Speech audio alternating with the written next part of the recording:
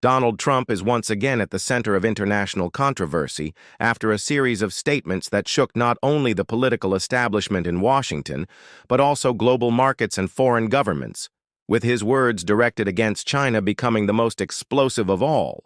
In a recent speech, he threatened to impose a staggering 200% tariff on Chinese products entering the United States, framing this measure not as a negotiation tactic, but as a decisive step to reassert American strength in a world where he claims unfair practices and hostile intentions from Beijing dominate trade, technology, and even security concerns. And to make matters more provocative, he declared that he could, if he wished, completely destroy China, a phrase that sent shockwaves through diplomatic circles, though Trump quickly added that he would not actually take such an action, attempting to frame his statement as both a warning and a demonstration of the overwhelming leverage he believes America holds. This episode, however, is not isolated, but fits into a broader strategy of confrontation and disruption that Trump has pursued since his earlier presidency, a strategy that merges economic warfare with military posturing and political theatrics.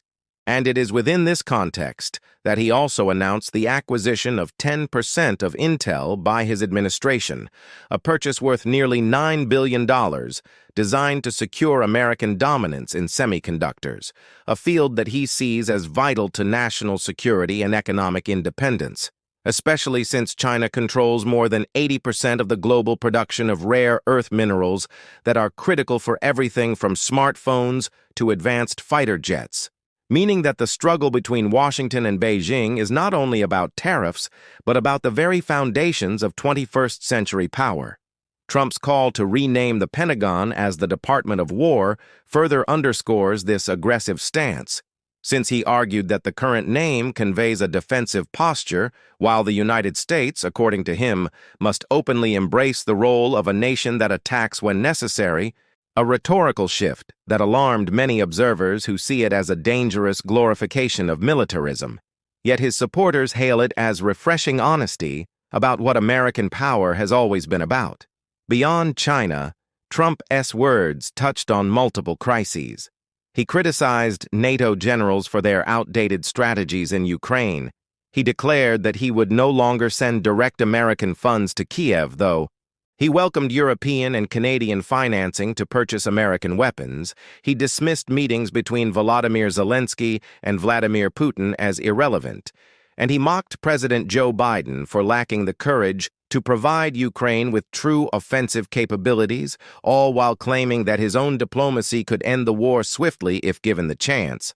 In the Middle East, Trump said that if he were in office, the Israel-Gaza war would already be finished, promising that within 2 or 3 weeks he would impose a ceasefire, send humanitarian aid, and ensure Israeli security, in sharp contrast with the ongoing bloodshed that recently saw an Israeli strike on a hospital in southern Gaza kill 20 people, including 5 journalists. An attack widely condemned as a war crime, using the notorious double-tap method of bombing the same location twice to maximize casualties, which Prime Minister Benjamin Netanyahu dismissed as a tragic incident, but which has inflamed international opinion.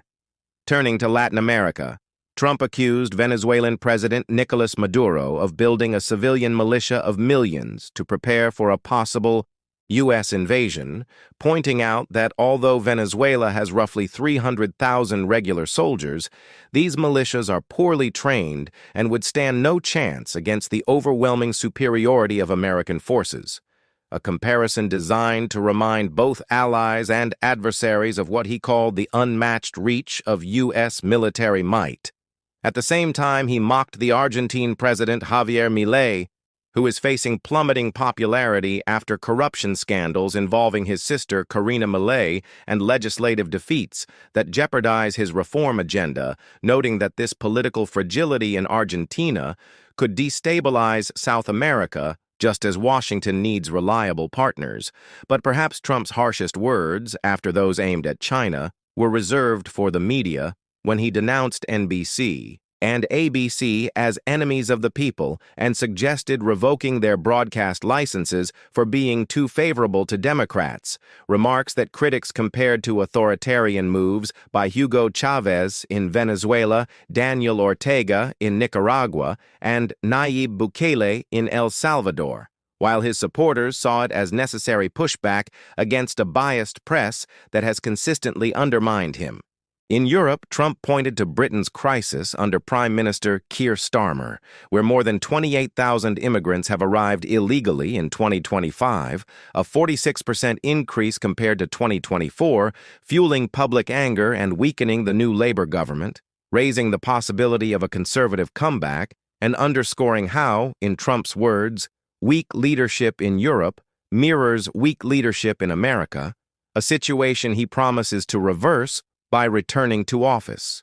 The common thread across all these themes is Trump's insistence that America must stop playing defense, whether in trade, diplomacy, or war, and must instead embrace a bold offensive posture, whether by imposing tariffs that shock the global economy, by threatening adversaries with total destruction, or by redefining even the very name of the Pentagon to signal a return to raw, unapologetic power politics. And while critics argue that such rhetoric is reckless, destabilizing, and even dangerous, his base interprets it as clarity, strength, and a long-overdue rejection of the cautious, bureaucratic language that has, in their view, led to endless wars without victory, rising costs, without prosperity, and declining influence without accountability.